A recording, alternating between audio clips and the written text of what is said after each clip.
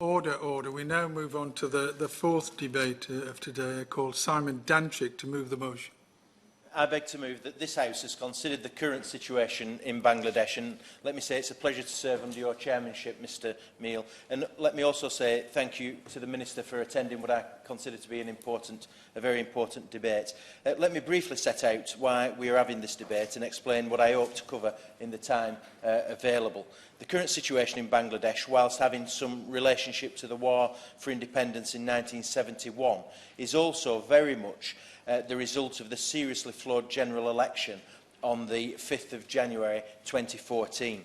That was flawed because the Awami League government were manipulating the result. They refused a caretaker government. They put obstacles in the way of the opposition parties. They made it impossible for the opposition to take part satisfactorily. That's why the opposition rightly and understandably boycotted that election. As we now creep more closely to the next general election, we see that the same Awami League government have become increasingly concerned that they will not win it through legitimate means. So in debating the current situation in Bangladesh, I want to talk about first the consequences of that flawed general election, secondly what has been happening most recently, particularly some of the atrocities that have been taking place, thirdly, what we should anticipate happening next in Bangladesh. Fourthly, why all this is relevant to the United Kingdom. And finally, what I hope the government might consider doing in the near future. There is irrefutable evidence that democracy has now broken down in Bangladesh. I was in the country just a few weeks ago and spoke with trustworthy non-governmental organisations for which I learnt, first, that ballot boxes were now being stuffed with ballot papers for the ruling party in advance of local elections taking place. Opposition candidates were not appearing on the ballot paper when they should have been. Opposition candidates were being persuaded not to stand or to campaign. And there are also concerns about the politicisation of the Electoral Commission. Added to this is the restraint on freedom of expression and pressure on the free press. Will my honourable friend give way? I will indeed. I thank my honourable friend for giving way. He's making a very powerful speech. It's only just begun. But is there a vote? Yes. Okay, are we pausing here then? Order, order. You will have up to 15 minutes to cast a vote, and returning will resume the debate. Colleagues, we're going to resume now. Order, order. Can I just say that we could have lasted another 2 minutes before we resume, but as the interjector and the mover and the Minister are present, I am to bid on Rupa Hook. Thank you, Sir Alan. As I was saying before we were so rudely interrupted, is my honourable friend aware of the Commonwealth Parliamentary Association and the fact that they are having their annual conference, I think 200 plus nations all gathering in Bangladesh, in Dhaka, in September. And I wanted to ask the Minister, really, if he can do anything to assure parliamentarians from here who may wish to attend that conference, if we wanted to meet secular or atheistic vloggers, if we could have some assurances of freedom of association, because in light of the terrible recent murders that have shocked the world, I'm not too sure of that. And the fact that my honourable friend was talking about opposition and what may happen next reminded me of this point, which I wanted to raise and make him aware of. I thank my honourable friend for the intervention that's been made, and I am aware of the Commonwealth Parliamentary Association conference that's taking place in Bangladesh, and I think it's a good forum for British parliamentarians and other parliamentarians from right across the Commonwealth to be able to be in Bangladesh and raise some of the concerns that you were also raising. The point I was particularly making was in relation to the press. The murder, torture and harassment of journalists is now well known. Many are fleeing to Britain and seeking asylum here because of the threats and attacks that they are receiving. I will indeed. I've been to Bangladesh on a number of occasions, and on one occasion during an election period, and they've always been very violent affairs. And I just wondered what it is about this, does he think, that makes it different from those earlier elections? Let me thank the honourable member for the intervention. I completely agree that politics runs very passionately high in the country, but I think it's really at a stage where it's getting unbearable, and that's some of the points that I'm going to touch upon now. I think we're moving towards a serious situation of civil unrest, and I think it's something that needs to be addressed. So I think the tensions are heightened more than perhaps when the Honourable Member was in the country. But let me return to this point. I met Ulla Newman, who came to the UK for the very reasons I've described. He had written, he was a journalist and had written disparagingly about the current government there, and soon started feeling his life was under threat. Talking to him in Rochdale, I could see the stress and fear his experience had caused him. But most upsetting for him was not just that he was now separated from his wife and children, but that he now feared for their lives because they remained in the country. Reporters Without Borders rates Bangladesh at 144 out of 180 countries on its World Press Freedom Index, and talks about how journalists have to be very careful in criticising the government or religion. If all that were not bad enough, on the 4th of May this year, the Bangladesh government announced the setting up of a media monitoring centre and is taking steps to bring social media under similar forms of regulation to those for print and television.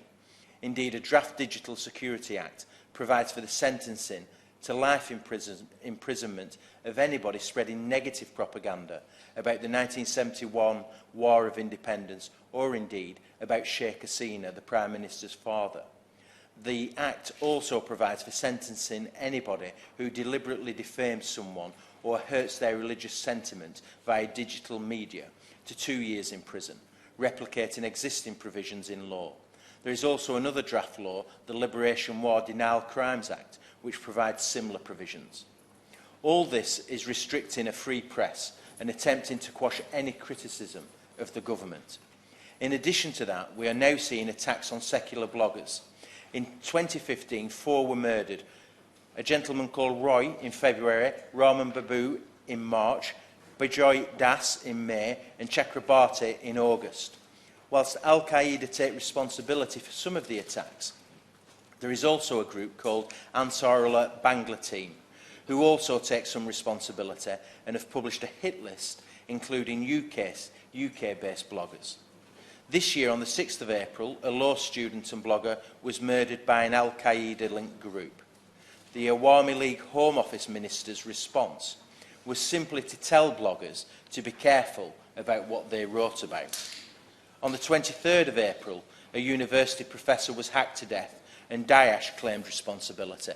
On the 25th of April, 2 people were hacked to death, including an LGBT magazine editor, and again, an Al-Qaeda affiliate took responsibility. Then on the 30th of April, a Hindu man was murdered and Daesh claimed responsibility. Those from the tiny Shia Muslim minority have also become a prominent target, with processions and their mosques facing attack. Last month, an elderly Buddhist monk was hacked to death. So religious minorities, writers, bloggers and publishers have continued to be attacked and murdered, and this has now had a chilling effect on the freedom of expression in Bangladesh. And the breakdown in law and order continues, with the gross violation of human rights.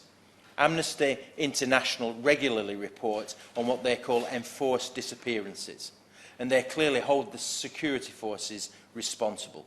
They talk of officers in plain clothes arresting dozens of people, but then denying any knowledge of their whereabouts.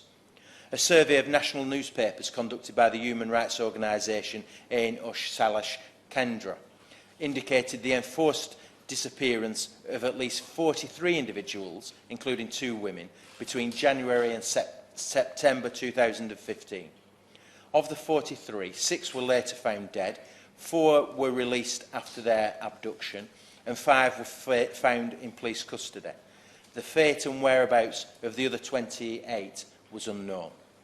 Human Rights Watch have also criticised the authorities' use of excessive force, including extrajudicial killings of opposition supporters.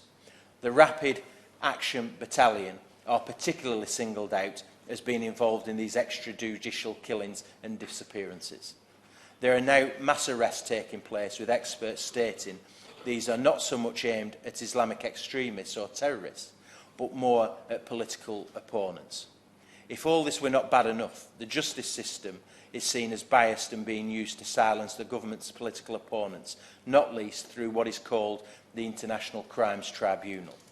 This tribunal has been condemned by the United Nations because it does not meet international standards. It is clearly politicised and being used not to serve justice for crimes against humanity during the 1971 War of Independence, but to provide political results.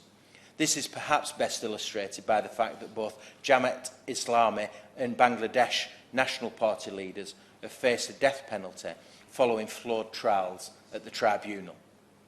Besides this, allegations are regularly made by the current government against political opponents so that they are tied down in legal battles and constrained by threats of police action and prison.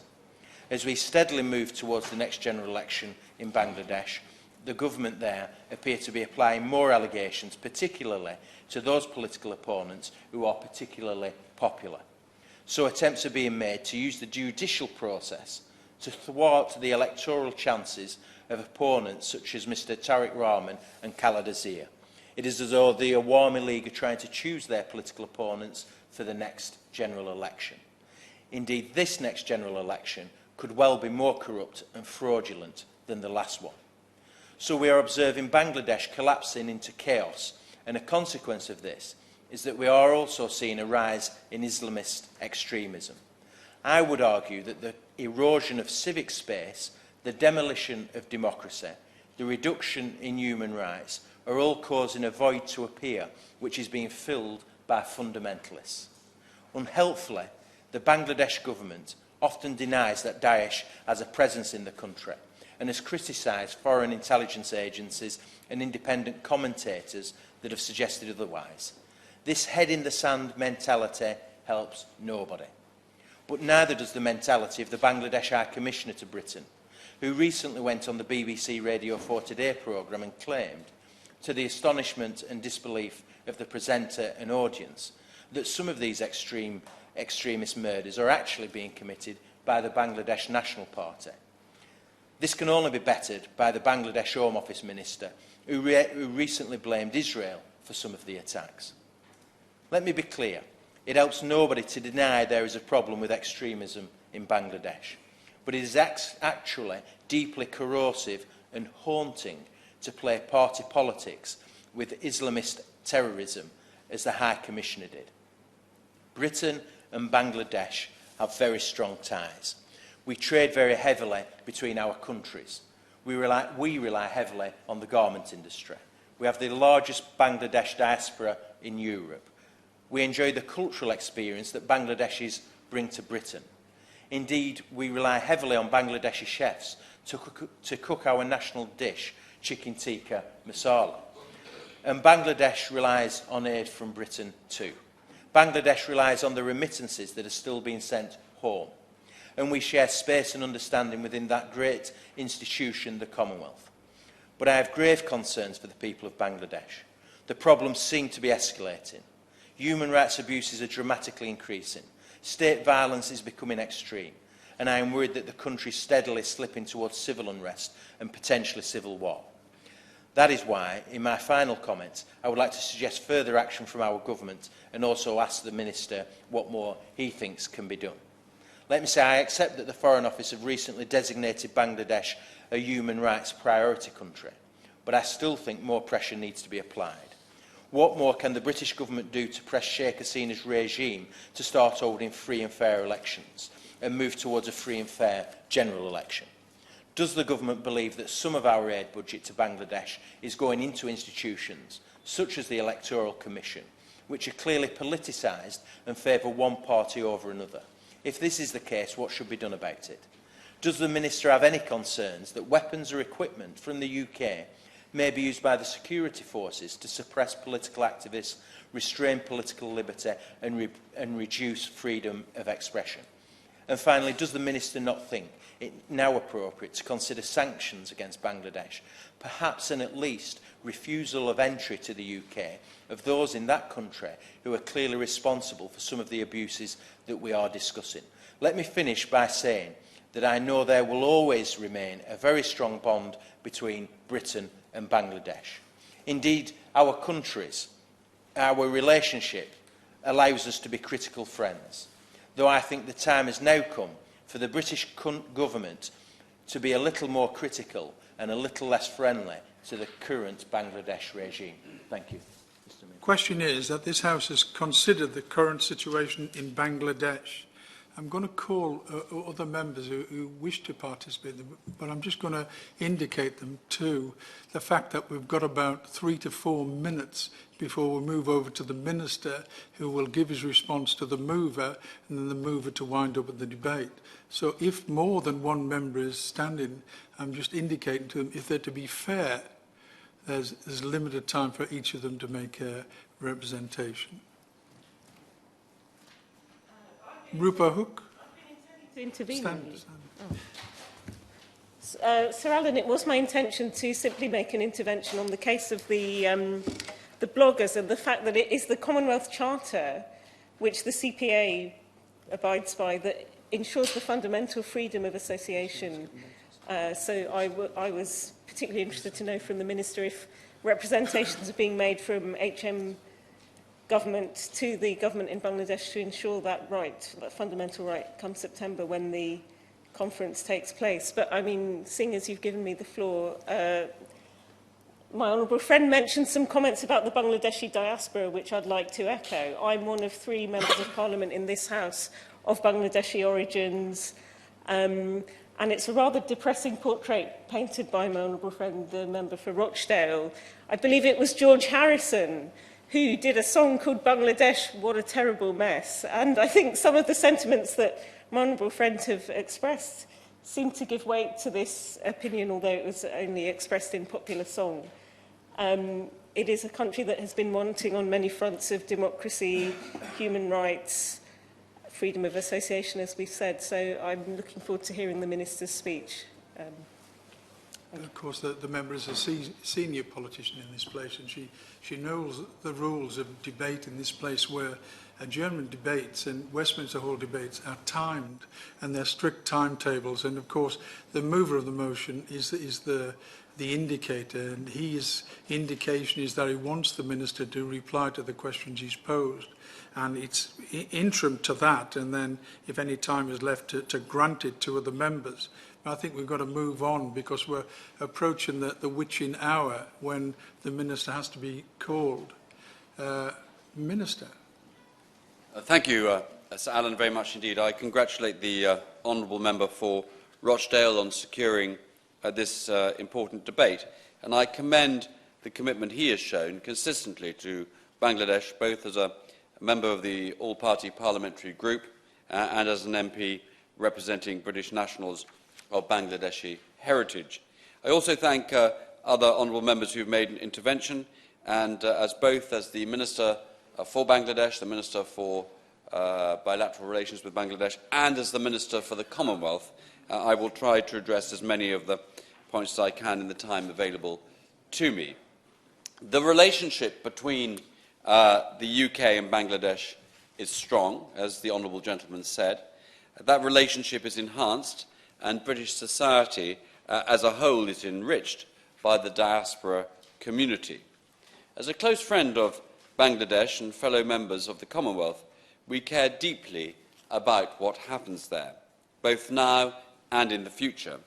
We want Bangladesh to develop into an economically successful country, and one that maintains its Bengali tradition of respect and tolerance from people of all faiths and backgrounds. In June last year, this House debated Bangladesh against a backdrop of political unrest, the brutal murders of bloggers, and allegations of extrajudicial killings and enforced disappearances. Since then, there have been more attacks against minority groups and on those who hold views counter to traditional values and beliefs. Many of these attacks have been claimed by Daesh or groups affiliated to Al-Qaeda in the Indian subcontinent, as has been pointed out. There has also been pressure on opposition parties, including the Bangladesh Nationalist Party and on dissenting voices in the media and civil society. Sir Alan, peaceful, credible elections are the true mark of a mature, functioning democracy.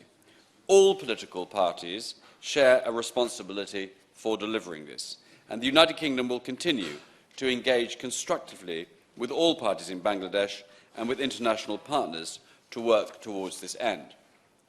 It is generally recognised that the shrinking of space for democratic challenge and debate can push some towards extremist alternatives, and I am deeply concerned that the recent appalling spate of murders is becoming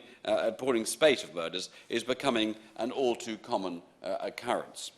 The Prime Minister, my right honourable friend, the member for Witney, discussed these concerns with the Prime Minister of Bangladesh, Sheikh Hasina, on the 27th of May in Tokyo, highlighting that extremist attacks risk undermining stability in Bangladesh. I also raised these concerns with the Bangladeshi High Commissioner on the 24th of May, and our High Commissioner in Dhaka regularly discusses these issues in meetings with the Bangladeshi government. I welcome the government of Bangladesh's commitment to bring those responsible for recent extremist attacks to justice. We have also made clear in public and in private that justice must be done in a manner which fully respects the international human rights standards which Bangladesh has signed up to and which, as members of both the Commonwealth and the UN Human Rights Council, it has pledged to uphold. Mass arrests and suspicious crossfire deaths at the hands of the police undermine confidence in the judicial system. Investigations must be conducted transparently and impartially, irrespective of the identity of either the victim or the alleged perpetrator. Anyone arrested should be treated in full accordance with due process and Bangladeshi law. It is also important to explore the root causes of the attacks involving any international links. As a vibrant, modern and rapidly growing democracy, we urge Bangladesh to protect and promote freedom of expression as one of its core values.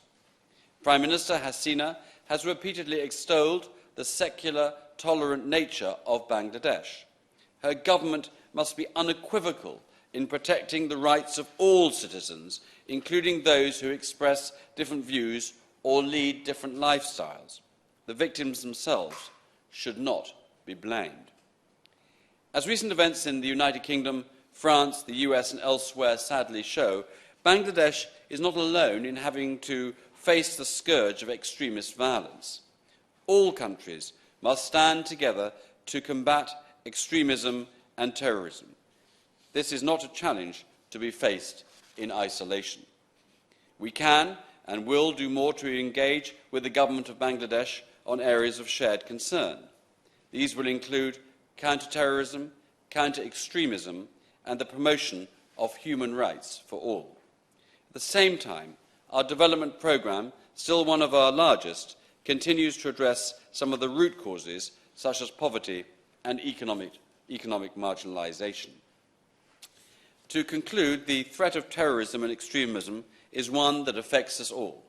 It should not be faced alone. It is incumbent on us all to work together to promote tolerance and acceptance.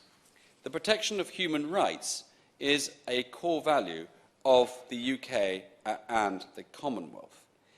The Honourable Lady for Ealing Central and Acton asked about the forthcoming meeting later on in the year of the CPA in Bangladesh, and I urge the new Secretary-General of the Commonwealth, Baroness Scotland, to visit Bangladesh as soon as she possibly can in order to assess the situation there for herself. Sir Alan, we will continue to encourage the Prime Minister, Sheikh Hasina, to deliver on the commitments she has made to tackle terrorism and to protect human rights, and to do so in a way that is compliant with the rule of law and due process. This is in both our interests. Bangladesh has a long-term vision of being a peaceful, prosperous and developed nation. The UK shares that aspiration and wants to be a friend of a vibrant, stable and economically successful Bangladesh. Thank the Honourable Member for Rochdale once again for the opportunity to debate these issues today, and I thank all other honourable members for their contributions. Simon Danczak. Just very briefly, let me thank the honourable members for making the contributions and interventions that they have, and let me thank the Minister for his response to the issues that I've raised. There's no doubt about it that all of us want to see solutions to the problems that are obviously occurring in Bangladesh, and I'm pleased to hear that the Prime Minister spoke to Sheikh Hasina as recently as last month. I still have some concerns. We are quickly approaching CHOGM, the Commonwealth Heads of State meeting in a year or two, which will be held in London, and I would hope that more progress is made in Bangladesh before we get to that stage. But I still think, finally, that we're left with 3 questions that the Minister still needs to answer. Is any aid being used in a partisan way, any British aid being used in a partisan way? Secondly, is there any use of weapons and equipment being used to suppress political opposition? And thirdly, at what stage would Britain consider sanctions to Bangladesh if the situation doesn't improve?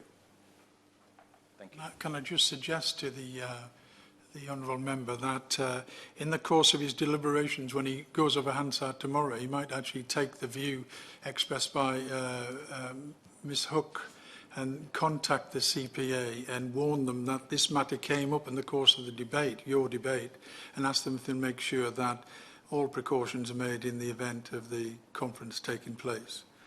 The question is that this House has considered the current situation in Bangladesh. As many as their opinion say aye. Contrary no. The ayes have it. The ayes have it. Order, order.